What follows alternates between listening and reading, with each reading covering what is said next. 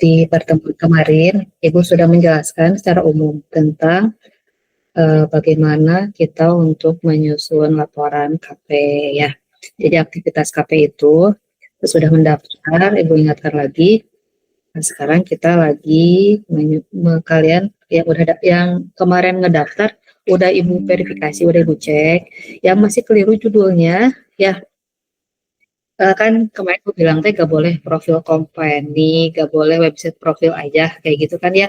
Kalian ganti, jadi jangan judulnya itu seperti itu. Kan udah ada di contoh yang PPT. Coba baca lagi PowerPoint waktu kita sosialisasi.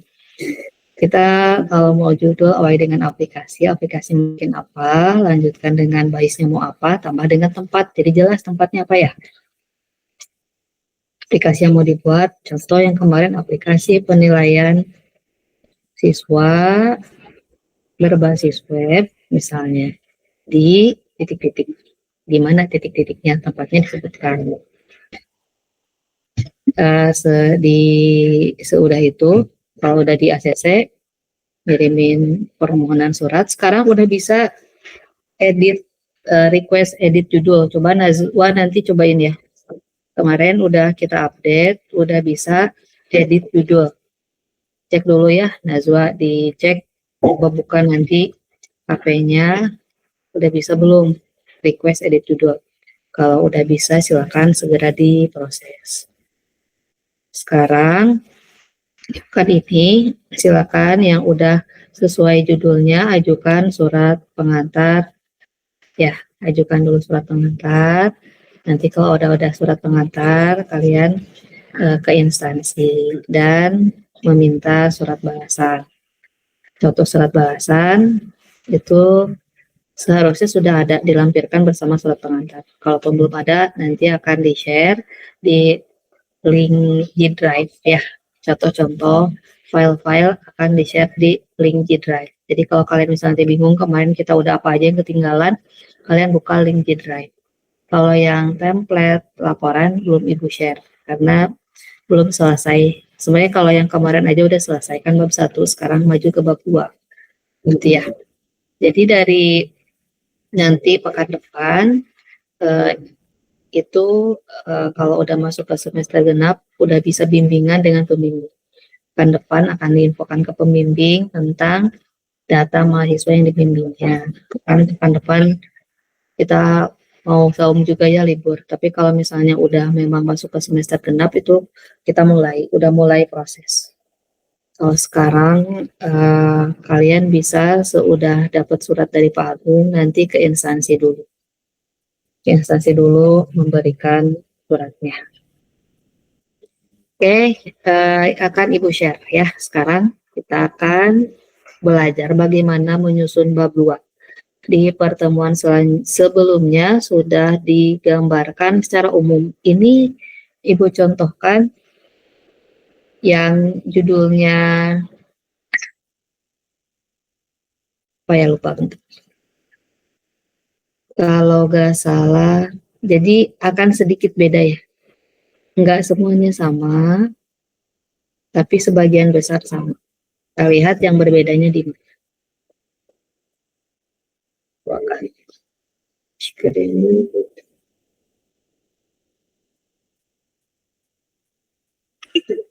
Kita coba recording ya. Recording tadi di sini.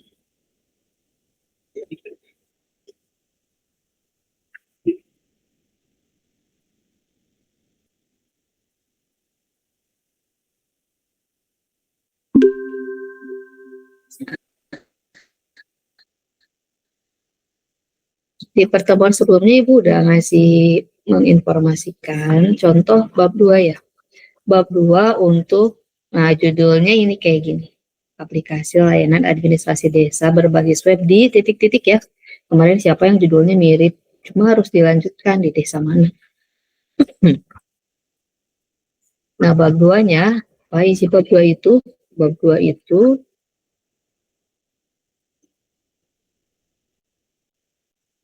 isinya adalah lingkungan tempat kerja praktik dan tinjauan pustaka, studi pustaka. Lingkungan tempat kerja praktik, tentu saja ini isinya nanti disesuaikan dengan tempat kerja praktik masing-masing. Apa saja yang harus diuraikan. Nah, kalau hurufnya tiba-tiba beda, ganti ya. Hurufnya kita pakai Times New Roman, ukuran 12. Nah, untuk lingkungan tempat kerja praktik itu, untuk profil ya. Profil tempat kerja praktik, dilanjutkan dengan, nah bisa di dalam profil itu alamat dan yang lainnya, sejarah ringkas boleh,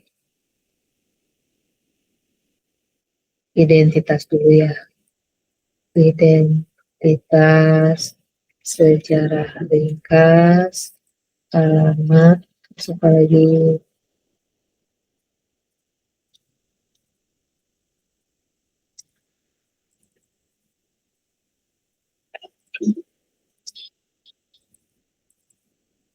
dan lainnya. Nah, juga yang paling penting adalah, nah ini kondisi apa? Kondisi arsitektur IT atau teknologi informasi ya. Kondisinya apa?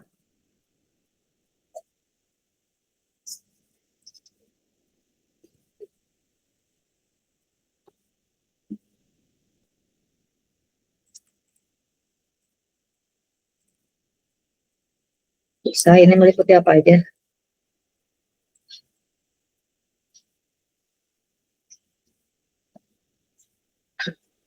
Meliputi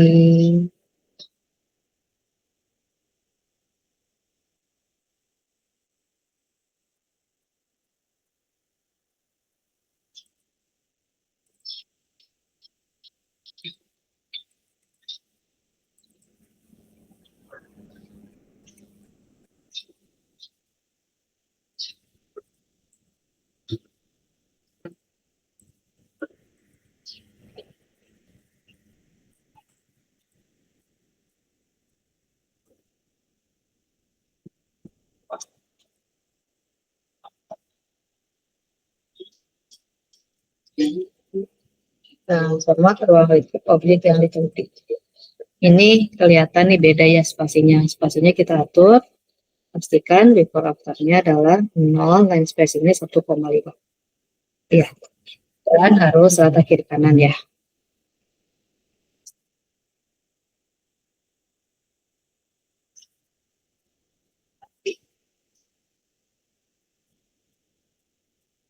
Kan ini udah Ibu kasih secara umum ya. Yang kedua kajian keislaman, ketiga baru, nah ini konsep atau teori yang berkaitan dengan penyusunan laporan kerja praktik kita. Ini sebenarnya konsep yang kita ambil itu nanti ada apa aja ya. Pertama ada konsep umum yang berkaitan dengan pemahaman. Misal kalau judulnya aplikasi pelayanan desa, maka di sini awali dengan aplikasi dulu. Nah, ini objeknya kan tentang administrasi desa. Kita harus paham administrasi juga apa. Lalu berbasis web, berarti web itu apa. Nah, ini masuk ke metode bagaimana cara mengerjakan atau membuat aplikasi berbasis web itu. Metodenya pakai SDLC. SDLC kan banyak ya. Ada waterfall, ada apa lagi prototyping, terus ada apa lagi? Ada yang masih ingat? Model apa yang sekarang? Agile. Betul. Yang paling in sekarang itu adalah metode Agile. Metode Agile di dalamnya ada metode Scrum, Extreme Programming, dan yang lainnya. Jadi untuk waterfall ini berarti enggak harus waterfall ya, tapi tergantung dari metode SDLC yang kita pilih. Cuma Ibu mencontohkan waterfall itu karena waterfall yang paling mudah dipahami mungkin dan yang paling urutannya runut. Kan kalau kita pakai prototyping berarti harus prosesnya itu nanti ada iterasi 1, 2, 3. Pakai agile juga sama. Nah, kalau waterfall mah ini urutannya benar-benar bertahap. Nah, sudah kita misalnya waterfall, jelaskan waterfall nanti Isi waterfall itu ya diuraikan sama kita, analis kebutuhan, perancangan aplikasi, analis kebutuhan, yang kedua perancangan. Perancangan itu ini bagian kali ya, maaf ya. Berarti di sini tuh bukan 2.10 harusnya. Ini tuh 2.9.1. Nah, gitu ya. 2.9.2 2.9.3 2.9.4 gitu ya. Jadi perancangan aplikasi itu nanti isinya apa aja? Perancangan arsitektur aplikasi, perancangan proses, sama perancangan base data dan perancangan antarmuka. Lalu masuk ke implementasi. Implementasi juga ini bukan 2.11, 2.10.1. Jadi bagian dari implementasi. Nanti kalian bisa ditambahkan ya. Mau ditambah dengan yang juga boleh, misalnya gak pakai Laravel, pakainya apa bebas, silakan tambahkan. Juga mau ditambahkan misal ada yang digunakan implementasi ini kita menguraikan tools ataupun bahasa pemrograman yang kita gunakan dalam proses coding. Selanjutnya pengujian aplikasi. Ini secara umum. Nah, bagaimana cara kita menulis dan menguraikannya? Kita lihat ya, tujuan dari bab 2 itu kayak gimana. Lihat dulu ke atas nih. Jadi bab 2 itu tadi ya Ibu sampaikan bahwa berfungsi sebagai landasan teori dan konseptual bagi pelaksanaan kegiatan KP. Siapa nih? Nanti lagi masuk sesuai waktu ya, biar enggak ini. Jadi ini tuh landasan. Kalau misalnya kita enggak ada bab 2-nya, akan dipertanyakan dari mana hal-hal yang kita tuliskan tersebut. Misalnya saat nanti kalian akan membuat di perancangan itu use case ya, kalian buat aja use case di bab 4. Nah, dari mana konsep use case dibuat dengan diagram dan juga bentuk seperti itu. Itu harus ada landasannya. Nah, landasannya itu tentu saja adanya di mana? Di bab 2. Ya, gitu ya. Nah, dari mana kita dapat bab 2? Dari melakukan studi pustaka. Studi itu apa? Belajar, mengkaji. Ada yang bilang studi pustaka ya. Studi mempelajari kepustakaan, mengkaji kepustakaan. Jadi bab 2 itu enggak ngarang ya, jangan ngarang bab 2-nya. Bab 2-nya itu hasil studi pustaka, mempelajari kepustakaan, mengkaji kepustakaan yang nanti kita pindahkan yang dari mana mengkajinya. Apa sumber pustaka? Sumber pustaka itu dari mana? Buku, bisa apalagi buku teks ya, buku teksnya boleh yang cetak, boleh yang tidak cetak. Jurnal, ya, jurnal. Nah, sekarang harus udah mulai kenal jurnal. Jurnal itu yang kemarin dicontohkan, itu adalah salah satu bentuk publikasi dari penelitian. Ya nanti kalau misalnya kita udah penelitian boleh publikasikan biar orang lain tahu, salah satunya melalui jurnal. Nah nanti hasil KP juga sama, kalian mengerjakan KP biar orang-orang tahu nih hasil kita, publikasinya kan gimana. Kan kalau di kampus aja misalnya di sekampus, kita publikasikan melalui jurnal. Tuh. Jadi sumber pustakanya enggak sembarangan. Yang ketiga dari mana lagi? Proceeding. Ya, proceeding itu mirip dengan jurnal. Cuma kalau misalnya proceeding itu biasanya hasil dari seminar. Ya, artikel atau yang disajikan di seminar bisa disimpan di proceeding. Sudah itu apalagi? Bisa dari apalagi? Dari aplikasi yang sebelumnya. Kalian lihat aplikasi di Google, aplikasi di Play Store, atau kalian ngelihat aplikasi yang udah dibuat kakak tingkat itu juga bisa digunakan sebagai sumber ya, sumber perpustakaan. Terus apalagi dilihat dari surat kabar, majalah ya, baik yang online maupun yang offline yang dicetak. Kita mencari data, informasi, perkembangan teknologi tentang web desa, ya kita susah misalnya nyari ke desa-desa, cari di internet. Bagaimana nih perkembangan teknologi untuk desa tersebut? Bisa dicari. Karena nanti kalau mensitasi itu nggak hanya di bab 2, tapi di bab 1 juga. Terus dari mana lagi? Kalau dari web boleh nggak? Dari web boleh, tapi tidak boleh dari yang harus dari yang terpercaya gitu. Misal kemarin mahasiswa dari Wikipedia boleh nggak? Nggak boleh ya. Biasanya saat kita ngisi Mendeley juga kalau nge-citasi atau ngereferensi itu harus ada nama penulisnya. Nah, kalau di Wikipedia itu bisa diedit-edit sama siapapun kan yang lo lihat. Makanya nggak boleh. Dari decoding boleh gak? Sama decoding juga gak boleh ya. Kecuali kalau kalian beli buku decoding langsung. Suka ada aku cari decoding di Shopee. Ada bukunya. Mereka ngejual bukunya itu boleh. Tapi kalau dari webnya, sama webnya juga itu gak ada penulis secara langsung. Jadi kadang suka berubah-ubah. Dari blog pribadi juga sebaiknya dihindari. Kita ambil sumber dari yang terpercaya aja. Itu sumber-sumber kajiannya, sehingga cara menulis bab 2 itu harus apa dulu? Kalau menulis bab 2 harus baca dulu dan mengkaji dulu, gak boleh ngarang gitu ya. Kalau kemarin pada saat nulis bab 1 juga sama, saat nulis bab 1 juga kita nulis bab 1 gak bisa ngarang bab 1 isinya ya, kita kan mau latar belakang, menyatakan urgensi objeknya, menyatakan kenapa kita harus milih basisnya web, kita milih basisnya ya metodenya waterfall, itu gak boleh ngarang juga, tapi harus melakukan studi literasi atau studi pustaka, baca kepustakaan, ngumpulin data dulu, wawancara, observasi, baca perpustakaan, gitu kan ya, baru menulis. Di bab 2 juga sama.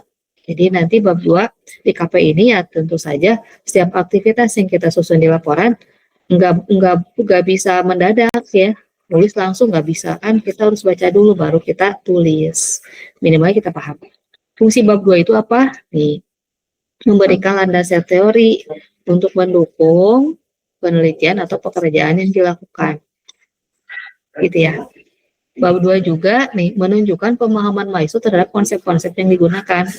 Nanti pada saat ada sidang kerja praktik itu ada uji konsepnya juga. Jadi sebelum kita menguji hasil, menguji konsep yang dipahami oleh mahasiswa. Nah, di mana kita mengujinya? Kita tentu saja melihatnya di bab 2. Kalau misalnya kelihatan di bab 2-nya, misalnya kalian menyajikan konsep tentang UML ya. UML pakainya dari mana nih sumber UML? Nah, saat lihat di bab 4, di implementasi atau di hasil ya, hasil pembahasan, kalian ngegambar gambar UML, tapi beda dengan yang dirujuk di bab 2. Nah, kita pasti curiga, dari mana mahasiswa bikin UML ini? Jangan-jangan bab 2-nya copy paste dari temennya, UML-nya nggak ngelihat referensi di bab 2, bikin aja sendiri, misalnya Draw.io. Itu keliru ya. Jadi kita melihat pemahaman mahasiswa terhadap konsep yang digunakan itu dari mana? Dari bab 2. Juga bab 2 itu menjadi acuan dalam menganalisis dan membahas hasil KP. Dan juga menunjukkan keterkaitan antara teori dan praktik yang tadi Bu contohin.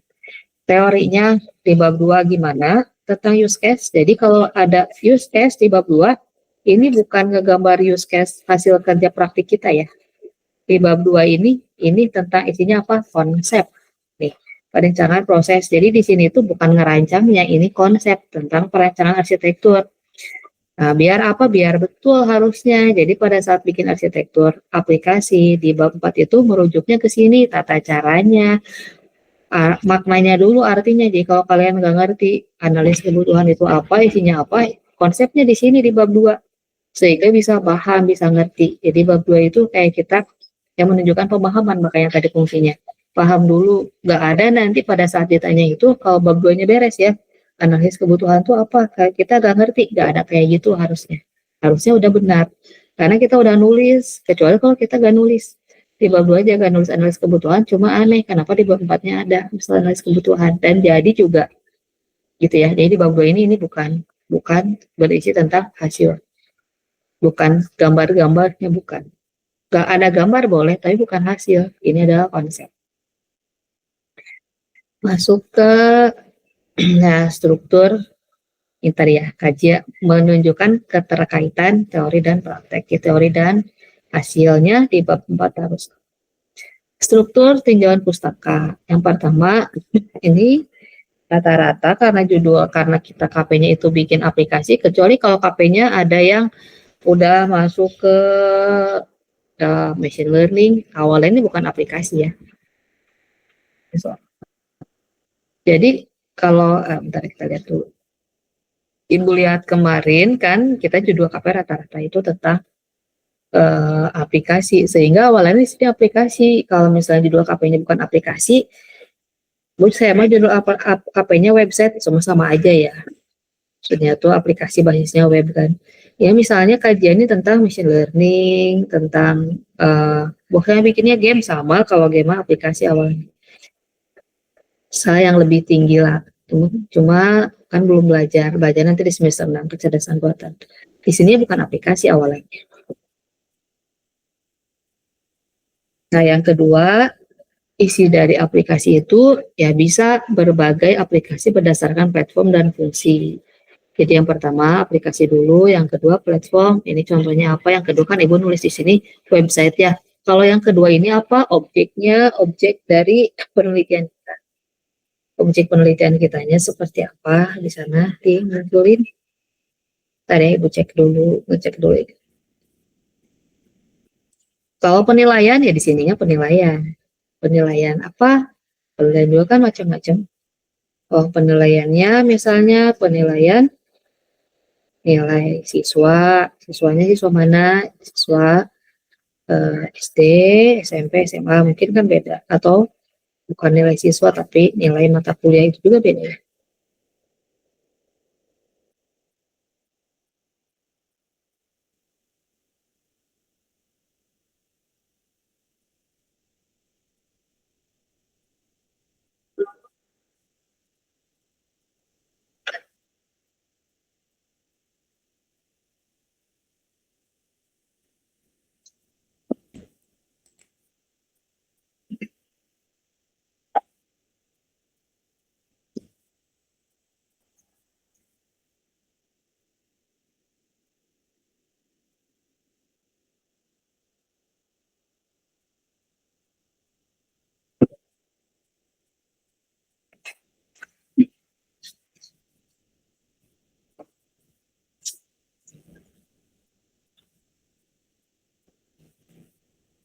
Yang belum join Pak Joko ya?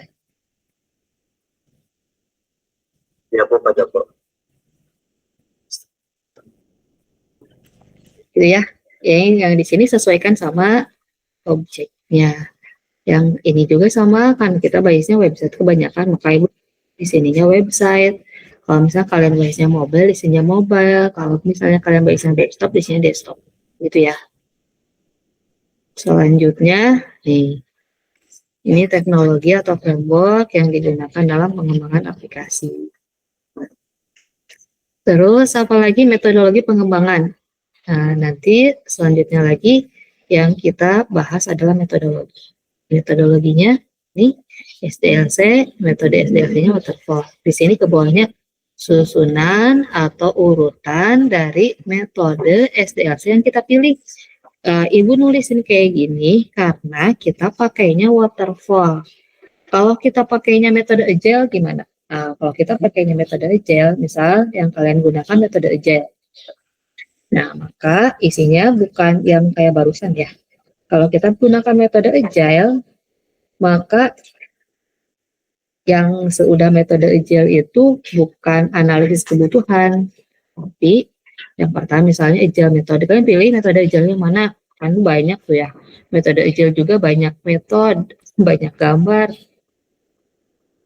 Namanya agile, prinsipnya sama, tapi konsepnya beda-beda. Nah, ini juga harus menjadi rujukan. Contoh nih, agile metode itu di sini, ini diawali dengan requirement. Kalau ini mirip. Requirement, coba ini iterasi. Requirement itu apa? Sama ya, requirement itu kebutuhan. Kedua, desain, perancangan. Ketiga, development, pengembangan. Keempat, testing, pengujian. Kelima, deployment. Deployment itu apa? Kalau deployment itu mengimplementasikan hasil aplikasi yang udah jadi, udah diuji, udah ready ke lingkungan yang sebenarnya, lalu review. Ini kalau pakai yang ini. Kalau pakai kalian misalnya gambarnya beda, Bu, saya apa misalnya tuh? Pakainya tuh yang ini, ya plan. Nah, bisa nih pakai ini. Ini pakai yang iterasi ya. Nah, ada beberapa tahapan analyze. Kalau analyze mirip ya analisis. Terus yang keduanya plan. Plan itu apa? Perancangan. Plan itu perencanaan. Desain itu perancangan, build itu membangun softwarenya, tes pengujian, lalu review. Mirip-mirip ya, sudah review baru launching. Nah, ini launching satu. Jadi kalau agile itu kan bisa dipisah-pisah. Launching satu. Nanti ada feedback, lakukan lagi hal yang sama terus-terusan. Melakukan prosesnya sprint. Selanjutnya, kalau ini mirip ya. Ini ada yang beda misalnya. Berarti tahapan di sininya disesuaikan dengan tahapan tersebut. Gitu ya. Jadi ini tuh kenapa Ibu nulisin ini? Karena metodenya waterfall. Kalau kalian nulisnya agile, berarti tahapannya disesuaikan dengan tahapan agile. Kalau di perancangan pada dasarnya sama, cuma tahapannya tadi. Kalau di agile itu ada kekhasan masing-masing. Contoh kalau pakai extreme programming methodology. Nah, extreme programming itu ada life cycle extreme programming. Ada banyak ya extreme programming juga. Extreme programming life cycle. Life cycle kan beda-beda ya. Kita akan lihat. Kita akan lihat. Kalau kalian pakai metodenya extreme programming, macam-macam nih ya. Dari mana dulu nih? Jadi kalau extreme programming itu dilakukannya dari user stories. Konsep extreme programming itu ada, kenapa? Extreme programming maksudnya itu apa sih? Memprogram secara ekstrim maksudnya itu apa? Jadi metode extreme programming itu muncul dikarenakan jumlah SDM yang mengerjakan software itu sedikit, sehingga tidak dilalui dengan metode waterfall. Metode waterfall kan memang membutuhkan waktu yang lebih lama juga. Sebenarnya kalau di waterfall itu membutuhkan sumber daya manusia yang lebih banyak karena setiap tahapannya dilakukan oleh orang-orang yang berbeda. Nah, kalau extreme programming ini ekstrim tuh. Ini misalnya sumber dayanya dikit tapi harus mengerjakan aktivitas yang banyak. Bagaimana? Makanya ada beberapa tahapan yang enggak terlalu formal. Diawalinya dengan user stories. User stories itu apa? Cerita user. Jadi diawalinya itu dengan mendengarkan cerita dari user. Kalau di kita mah saat kita wawancara itu kan kita mendengarkan cerita user. Nah, langsung sudah cerita user itu dibuat apa? Anggap itu sebagai requirement langsung ke release planning. Ya, perencanaan. Nah, bahkan dari cerita user, nih bisa langsung ke tes skenario pengujian. Ini dibuat langsung kayak gitu. Jadi mungkin tahapan analisis kebutuhan, misalnya kita menganalisis kebutuhan fungsional, non fungsional, tahapan apa lagi? Perancangan, yang perancang banyak tadi itu agak sedikit dilewat. Ya, kalau yang extreme programming gitu ya. Tahapannya kan jadi beda awalannya. Ya gambarnya misal kalian ini nanti digambarkan maksud extreme programming itu apa dan tahapannya itu beda dengan yang waterfall tadi. Ini kelihatan banget kan bedanya.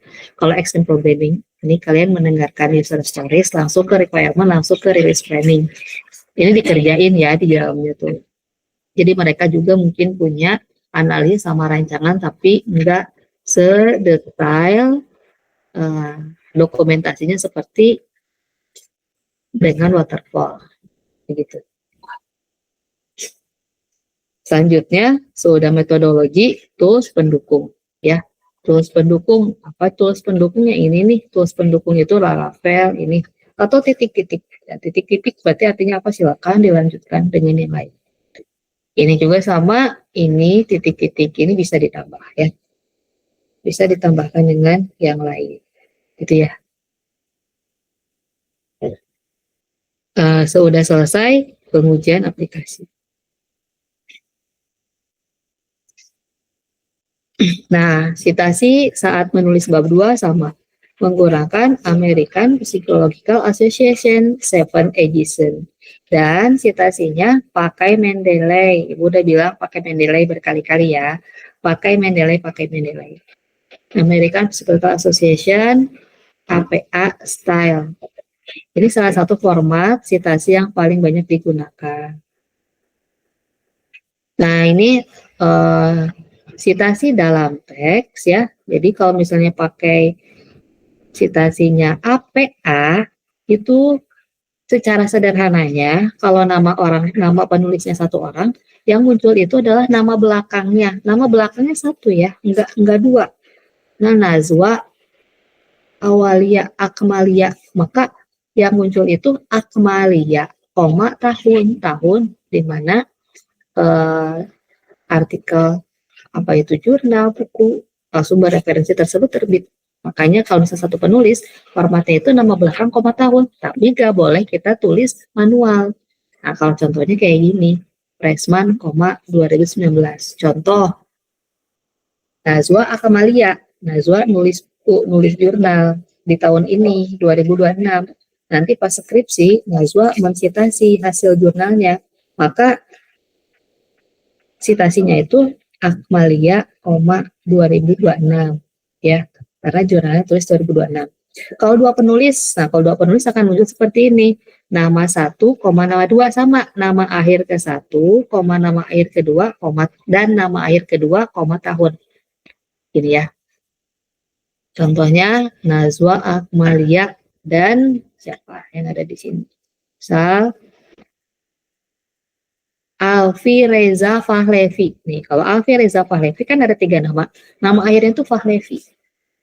Misalnya Nazwa sama Alfi nulis jurnal tahun ini, jurnal hasil KP ya, tahun 2026. Lalu nanti disitasi di 2027 pada saat skripsi. Maka yang muncul itu apa?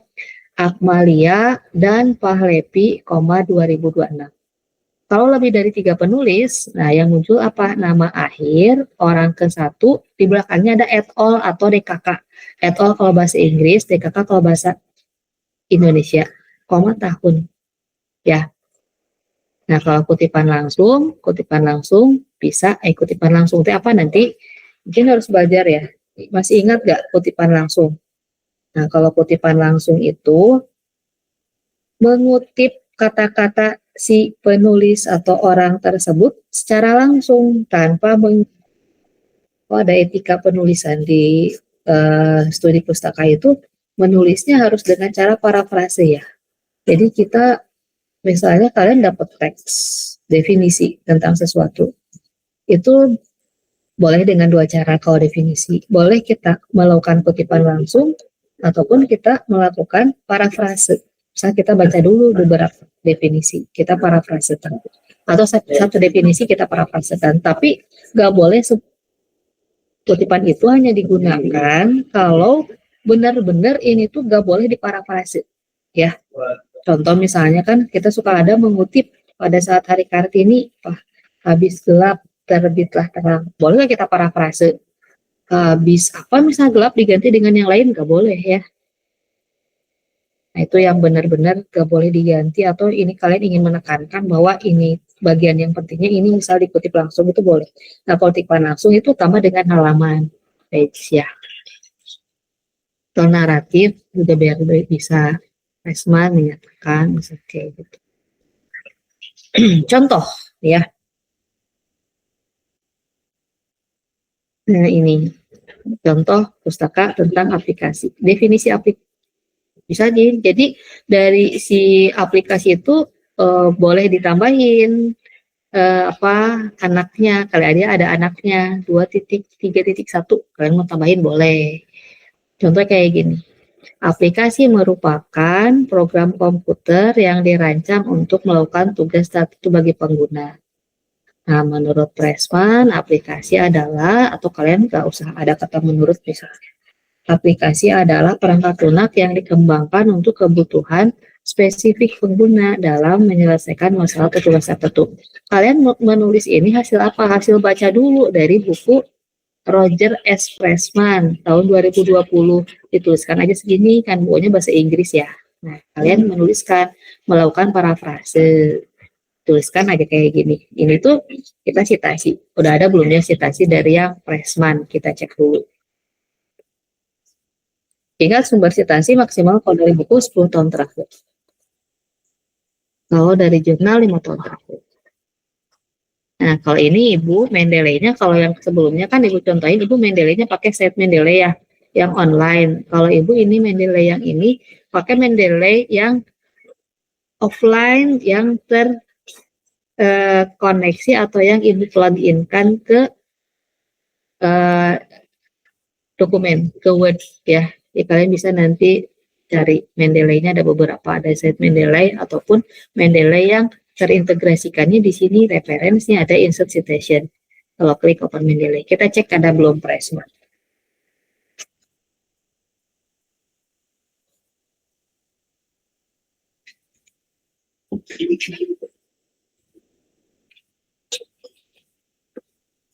Nah, udah ada ya. Roger S. Pressman, Ibu pernah nulis nih, cuma ini tahunnya 2012. Nah, kalau misalnya tahun 2012 kayak gini, boleh gak kita gunakan? Gak boleh. Berarti kita harus nyari edisi terbaru. Biasanya bukunya itu sama, tapi edisinya tuh beda-beda. Udah diterbitkan lagi ulang, terbitkan lagi ulang. Ya, cari misalnya yang paling baru itu kalau kesada yang 2019. Contohin dulu ya. Nanti kita edit. Nah, ngeditnya di mana? Ngeditnya di. Nah, ini mah kok misalnya Bu tandanya kayak gini, ubah stylenya. Stylenya pakai APA. Nah, Pressman 2012. Cuma ini Pressmannya ketuaan, cari edisi yang terbaru. Buka dulu open Mendeley-nya.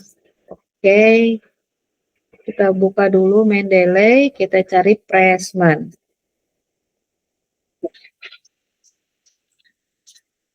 Ya, cari dulu referensinya. Nah, ini misalnya dicek dulu. Nah, kalau mau ngubah tahun di sini. Cek dulu ya, tahun berapa yang paling baru. Saya ubah dulu aja. Kita bisa di sini ngeulang. Ini sebenarnya akan otomatis kalau kita refresh. Gimana cara nge-refresh? Ya, kalau nggak di-refresh, kita insert ulang aja.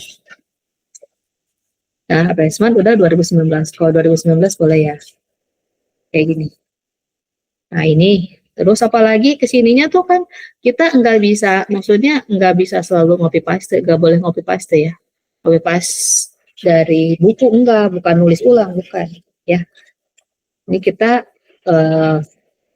akan menceritakan aplikasi, ya, ceritakan bisa seperti ini. Aplikasi dapat operasi pada platform desktop, web, maupun perangkat mobile. Ingat, nulis bahasa asing dimiringkan, gitu ya. Nah, ini masuk juga ada tambahan Loudon dan Loudon. Nih menjelaskan aplikasi komputer modern tidak hanya berfungsi sebagai alat bantu pekerjaan, tetapi juga sebagai media interaksi antara pengguna dengan informasi yang lebih kompleks. Nah, ini harus disitasi juga, ini citasi ya. Sama cari sumbernya. Kalau Ibu Loudon itu nanti kita cari aja Loudon. Ada gak? Nah, dalam konteks organisasi, aplikasi berperan penting dalam mendukung proses bisnis dan pengambilan putusan. Ini misalnya tambahannya. Selanjutnya, nih, berdasarkan jenis-jenis aplikasi. Jadi, ini definisi, gak hanya definisi, tambah jenis-jenis aplikasi berdasarkan platform pengembangan, dapat diklasifikasikan menjadi beberapa jenis. Summerfield teh siapa? Ya, Summerfield ya. Mengkategorikan aplikasi, ya, berdasarkan arsitekturnya sebagai berikut ya, aplikasi desktop. Ingat kalau misalnya nulis rata kiri kanan, kalau ke rata kiri, kalau nulis ini tuh apa? Nomor ya, pakainya numbering ya. Pakainya numbering. Ibu lupa nih, belum ada nih di panduan. Pakainya numbering kayak gini. Seudah subbab pakainya nomor kayak gini. Kalau nomor ada anaknya pakainya A. Nomornya harus otomatis sejajar. Nah, ini disitasi. Nih, ini sitasinya. Ini sitasinya ya.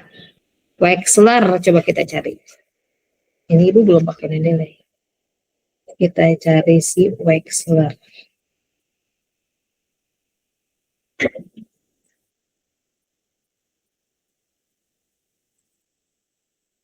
Wexler buku apa ya dia?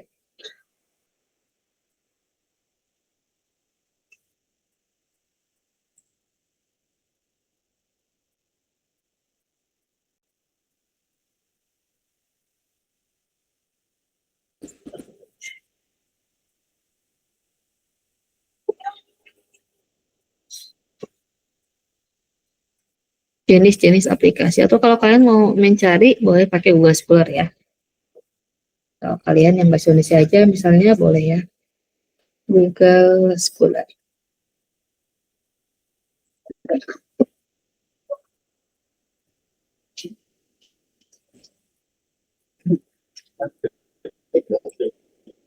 Boleh ya kayak gini misalnya ya. Nah, aplikasi komputer ya. Ini 2005 boleh gak? Gak boleh. Lalu tua.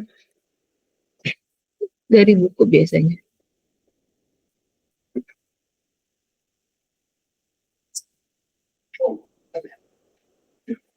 Enaknya dari buku sih ini.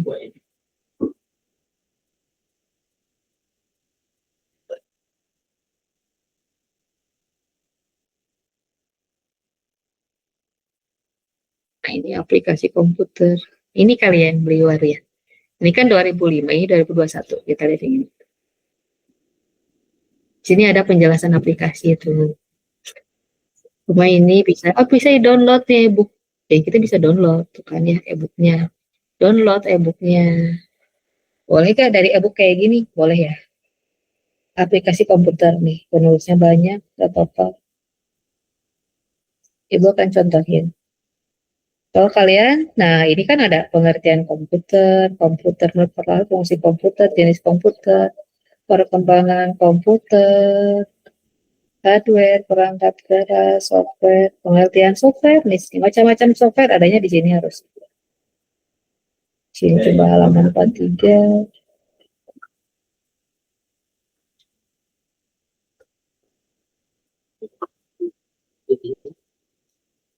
Nah, input device ya. Software, ini perangkat lunak. Software adalah, nah boleh gak menjelaskan software kan dari sini. Software, komponen penting software dapat diartikan kumpulan elektronik yang tersimpan. Ada kan ya? Kalian tuh mau ngambil ini dari buku. Nah, parafrasekan. Jenis-jenis komputer, komputer portable, ada gak jenis-jenis aplikasinya? Nah, kalau gak ada, kita bisa cari yang lain nih.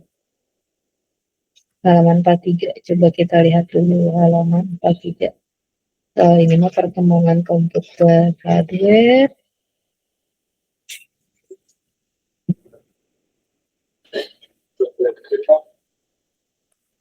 Masih hardware, nah ini software, nih software. Nah, ini macam-macam software tergantung dari sudut pandang ya.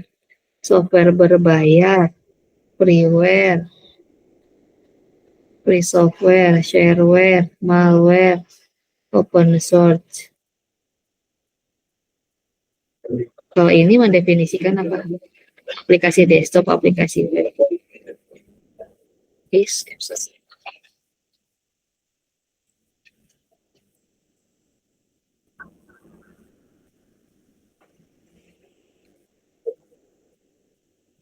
Macam-macam ya. Kalau ini mah panjang banget, luas banget ya. Kita bisa menyederhanakan. Misal ya, misal sumber referensinya diambil dari sini, maka kita buka Mendeley. Add file, ya. Nah, belum ibu download, kita download dulu. Kalian download dulu. Nah, kalau misalnya kalian udah memasukkan file ini ke dalam Mendeley, itu jangan dibiarin udah langsung bahwa ini benar, udah jangan. Tuh, pada saat dicek ternyata keliru ya.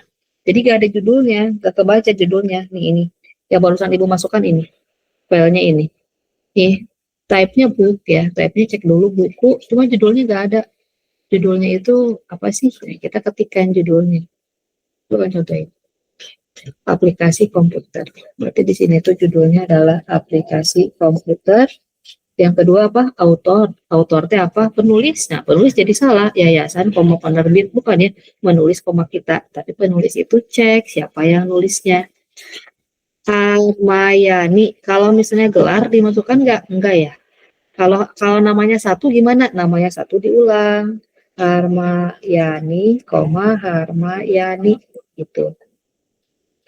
Yang kedua siapa yang nulisnya? Diki Abdillah pakai P. Berarti nama akhir dulu. Abdillah, Diki. Yang ketiga,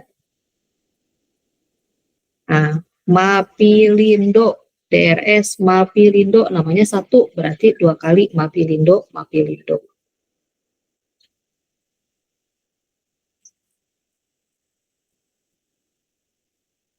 Cek ya, karena ternyata nggak semua saat dimasukkan ke Mendeley itu akan dicek, didetek otomatis dengan benar. Harus dicek dulu. Octopanda, ini juga satu, Octopanda. Satu diulang. Nama yang terakhir siapa? Jefferson Utahayan. Utahayan Jefferson. Gitu ya. Year-nya kapan nih? Ini juga muncul. Kita harus masukkan sehingga nanti lengkap citasinya. Tadi tuh tahun 2021. Nah, yayasan 2021. Ya. 2021 page-nya silakan dicek berapa halaman 106 ya. Bawahnya lagi abstrak ada gak? Kalau gak ada lewat city yang penting. City-nya di mana ini? City itu apa? Kota penerbitnya. Medan. Ya, Medan ini.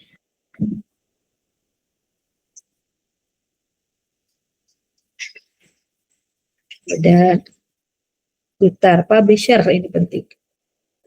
Publishernya penerbit yayasan kita menulis, yayasan kita menulis nama penerbitnya. Ada ya, ada yayasan kita menulis URL. Nah, URL-nya link yang tadi yang kita dapatkan.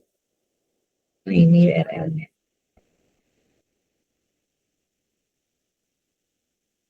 URL, ISBN-nya udah muncul, oke. Ya, nanti kita akan mensitasi. Misalnya, misal nih ya, Ibu contohin misal aja.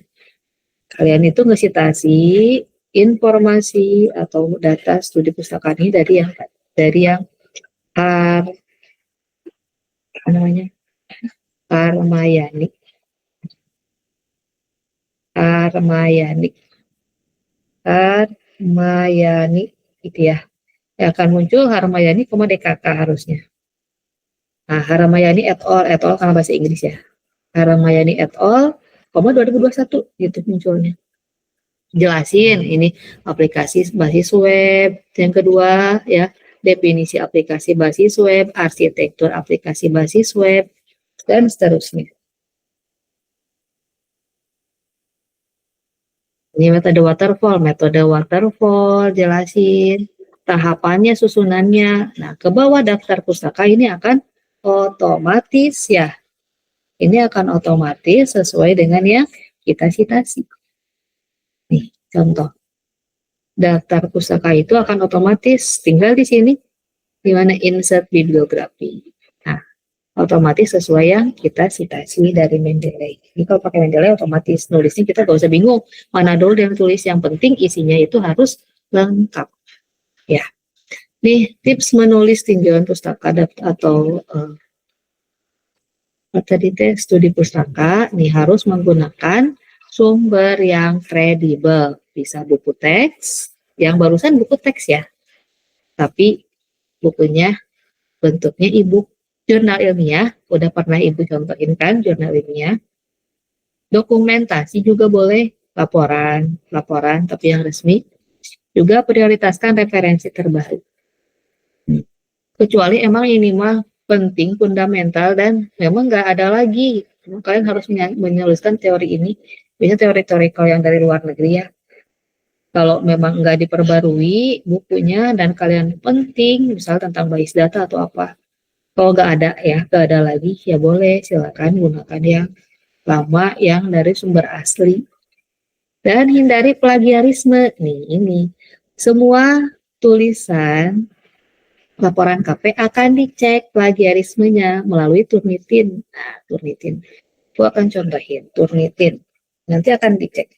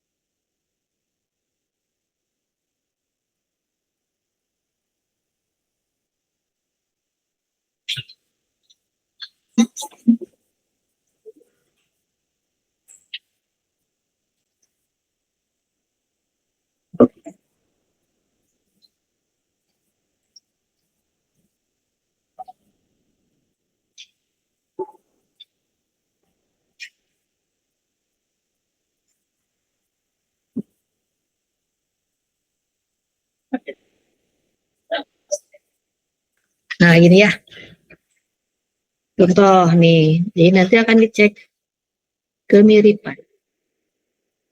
Ya, contoh ibu yang skripsi dulu. Itu akan dicek, kalian dicek oleh pembimbing. Nah, seperti ini tuh ya. Ada yang kemiripan 28%, 44%, ini mah kebanyakan. Gimana sih mirip sama apanya? Gua akan lihat ini ke kalian. Kalau mirip kayak gini tuh mirip sama apa? Jadi akan ketahuan kalau kalian itu copy paste dari sumber yang lain itu akan ketahuan.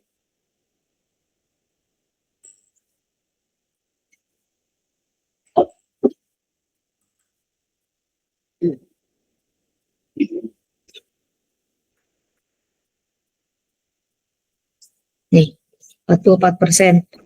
Bahkan yang diwarnain itu ini yang apa istilahnya itu yang mirip atau yang sama dengan siapa ini akan ketahuan di klik. Kalau kita ngeklik ini akan sama nih dengan siapa nih dengan repository dinamika.ac.id usability menggunakan sistem usability scale.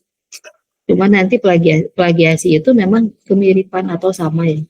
Ada plagiasi yang dibolehkan, ada yang enggak. Contoh plagiasi gambar logo ya, logo sama itu tuh plagiasi. Cuma kan nggak bisa diubah kalau logo. Kayak kalau visi misi nanti sama misalnya dengan di web itu nggak apa-apa. Visi misi kalian nulisin misal visi misi instansi di laporan dengan di web akan sama itu nggak apa-apa. Cuma yang nggak boleh itu ya yang artikelnya sama kayak ini. Prodi Teknik Informatika ini kan juga mirip ya dengan laporan-laporan yang lain ya nggak apa-apa kalau kayak gini. Yang nggak boleh itu yang isi satu blok sama kayak gini nih. Tuh, lihat. Ini hampir satu paragraf sama. Yang bedanya bahkan cuma dikit. Artinya bisa dipastikan mahasiswa ini ngopi paste dari mana? Nih, dari ini UMKM Indonesia. Dia mungkin membuat latar belakang kan ya UMKM. Kayak gini nih diwarnain biru tuh semua. Sama ya. Sama. Jadi harus apa? Harus diparafrase. Harus diubah kalimatnya. Gak boleh sama seperti ini. Ini mah kelihatan banget copy paste ya. Sama tuh dengan siapa jurnal UKSW. Kalau dibuka jurnal ini sama berarti kata-katanya. Ini juga sama tuh merah. Ke kalimat kayak gini sama gak boleh. Ini sama tuh. Nah kalau kayak gini gak boleh. Kalau yang samanya Bu ini mah manfaat penelitian sama manfaat penelitian gak apa-apa itu. Nah ayat Al-Quran misalnya Bu sama ayat Al-Quran harus diubah gak apa-apa gak usah. Ini ayat Al-Quran kan sama. Ini gak harus diubah. Nah, kalau ini UMKM berperan, ini tuh sama pasti dengan yang mana nih, dengan kadin.id. Ini nggak boleh, harus di parafrase. Begitu ya, kan dicek Turnitinnya. Maksimal berapa? Nah, kita nih biar nggak warna kuning, nggak boleh warna kuning. Yang kuning itu yang dari 25 ke atas kayaknya. Ini 28 kuning kan kuning. Kita harus diwarna hijau. Nah, berarti dari 25 ke bawah ya. Kalau yang KP dari 25 ke bawah. Kalau yang skripsi, kalau dari prodi itu 20% maksimal. Kalau yang KP boleh nih, ini kan 24 juga masih hijau. Berarti dari 25 ke bawah itu hijau, 25 ke atas itu kuning. Apalagi kalau lebih dari 50% itu merah warnanya. Nggak ada yang merah. Ini kalau yang 0% tuh dicurigai tuh ada flag-nya tuh, ada flag, ada warna flag apa ya, bendera-bendera merah. Ini dicurigai ini ada tanda serunya nih yang kecil-kecil. Gitu ya. Nah, parafrasekan konten dari sumber dengan bahasa sendiri. Kutipan langsung hanya untuk definisi yang penting banget. Gitu ya. Juga pastikan konsistensi format APA di seluruh dokumen. Harus dicek dulu. Mahasiswa banyak yang nggak ngecek, banyak yang nggak mengkoreksi kembali apa yang ditangkap oleh Mendeley. Sehingga ada misal penulisnya tuh kayak tadi ya. Kan tadi kalau otomatisnya penulisnya siapa? Yayasan kita. Jadi pada saat disita-sita yayasan, koma, tahun misalnya, atau tahunnya nggak ada MD. Setiap referensi dalam daftar pustaka harus disitasi dalam teks dan sebaliknya. Di daftar pustakanya jangan bikin manual, jangan. Daftar pustakanya itu kita pakai insert bibliografi agar muncul daftar pustaka yang ada itu adalah yang dari artikel yang kita citasi. Nah, urutkan daftar pustaka secara alfabetis. Biasanya ini udah mengurut sendiri. Ini format daftar pustaka APA. Ini tuh nggak usah diinget-inget ya. Kalau misalnya pakai Mendeley udah otomatis. Kalau nggak pakai Mendeley ya harus inget-ingetin cara daftar pustaka dari buku, cara daftar pustaka dari jurnal, nulisnya gimana, cara dari website, cara dari mana beda-beda kan. Tapi kalau dari Mendeley, saat kita punya sumber referensi, cek aja tipenya harus sesuaikan.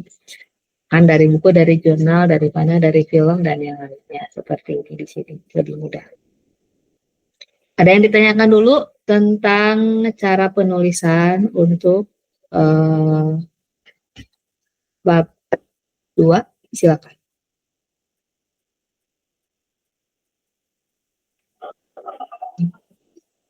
Daftar adanya tulis sini ya. Ada yang tanyakan dulu. Kemarin Ibu cek yang sudah, yang kemarin ada 2 sih yang Ibu revisi, yang KP itu. Sisanya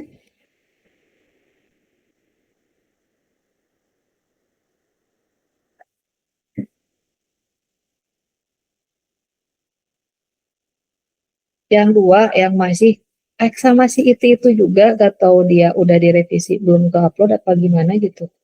Kan Ibu udah minta revisi jadwal ya, jadwal judul tapi masih gitu-gitu juga. Masih ada gak ya? Nah, udah ada lagi nih. Coba ada Reki gak? Reki, ada 3D Mask gak? Ada 3D Mask gak? Nah, kalau 3D Mask ada gak? 3D Mask harus baca dulu sosialisasi.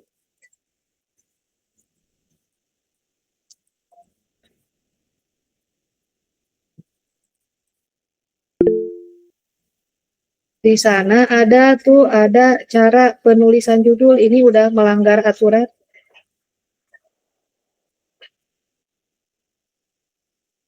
Nah, 3D masuk, silakan revisi. 3D Mas, revisi ya. Kalau yang Reki itu udah sesuai. Nah, ini kan ya, aplikasi monitoring langsung jelas. Muhammad Fahmi, gak usah pakai kata pembuatan. Gak usah pakai kata pembuatan ya. Ada gak Muhammad Fahmi?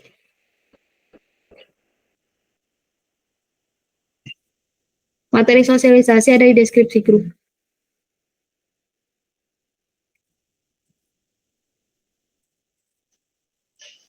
Assalamualaikum Ibu, izin bertanya Bu. Ya.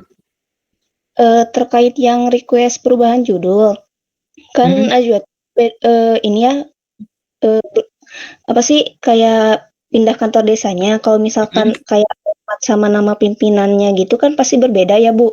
Itu gimana iya. Bu? Oh, gak apa-apa. Itu mah nanti pas ke Pak Agung aja surat, kalau judulnya beda juga. Kalau judulnya tuh cuman kayak perbedaan nama Beda tempatnya aja. tempat. Oh iya. Kalau tempat yang lain nggak apa-apa, tempat kegiatan nggak apa-apa. Kan ini mah gak bakal muncul di surat. Kalau misalnya yang alamat benar dan nama orang yang benar pada saat ajuan surat ya, silakan. Udah di request belum? Request judulnya udah belum? Ini baru mau Bu. Kalau untuk surat di Oke. filenya mah udah isi. Oke, ya, boleh. Ya, makasih Bu. Ya, ayo. Ada dua yang direvisi, Muhammad Fahmi sama Tri Dimas. Kalau Muhammad Fahmi mah dikit aja.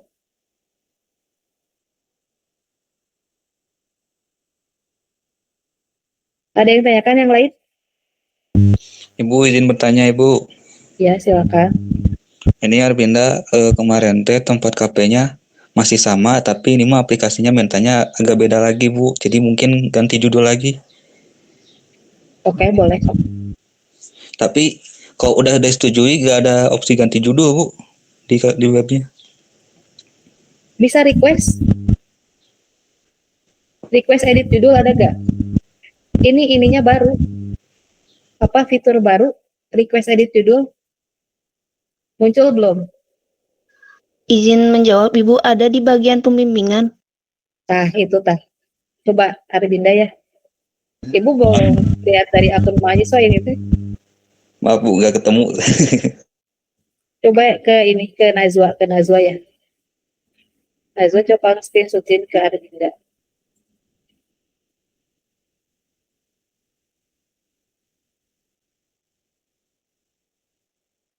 Silakan dicek Tri Dimas sama Fahmi.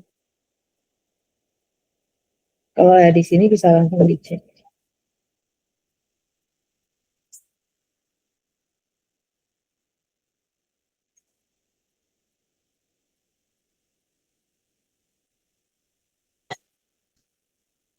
Ada yang ditanyakan lagi? Diisi dulu, jangan lupa kehadirannya.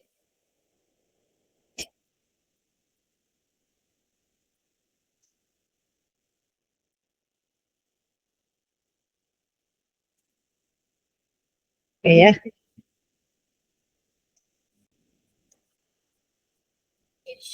Oke ya, sambil misalnya kalian melakukan menunggu surat jadi dan yang lainnya, kalian bisa mulai mengkonsep ya, baca dulu kan, kalian mau ngumpulin data, misal mau wawancara. Ingat kalau mau wawancara itu kondisi kita itu jangan dalam kondisi kosong itu artinya apa, gak paham apapun tentang apa yang akan dibuat atau apa yang akan disampaikan atau apa yang akan ditanya. Jadi kita minimalnya baca terlebih dahulu tentang ide penelitiannya, tentang judul KP-nya. Kalau mau bikin aplikasi administrasi desa, kita baca dulu ketentuan tentang administrasi desa di undang-undang itu seperti apa. Ada belum misalnya dari pemerintah fasilitas web-web untuk desa ya. Jadi harus tahu hal-hal tersebut dulu. Jangan sampai pas ke sana teh bener-beneran nggak tahu, nggak boleh kayak gitu. Lalu susun dulu rincian pertanyaan. Cara menyusunnya sesuaikan dengan apa yang kita butuhkan pada saat menyusun laporan. Kemarin kan Ibu sampaikan, ya awali ya dengan pembukaan, salam dan yang lainnya. Terus kita bisa menanyakan dulu tentang alur proses awal ya, alur proses itu saat kita bertanya kita tanyakan juga orang-orang pihak-pihak yang terlibat, gak mesti nama orang ya, tapi komponen yang terlibat. Misal kalau dalam administrasi desa siapa aja komponen yang terlibatnya, dari mana saja, alurnya itu diawali. Misal masyarakat datang ke siapa ngajuin permohonan surat layanan itu misalnya, tanyakan kemana, siapa yang menanganinya sehari itu, langsung jadi atau enggak suratnya, alurnya bisa diketiknya oleh siapa, bagiannya yang kita tanya, bukan nama orangnya, diketiknya oleh bagian apa ada bagian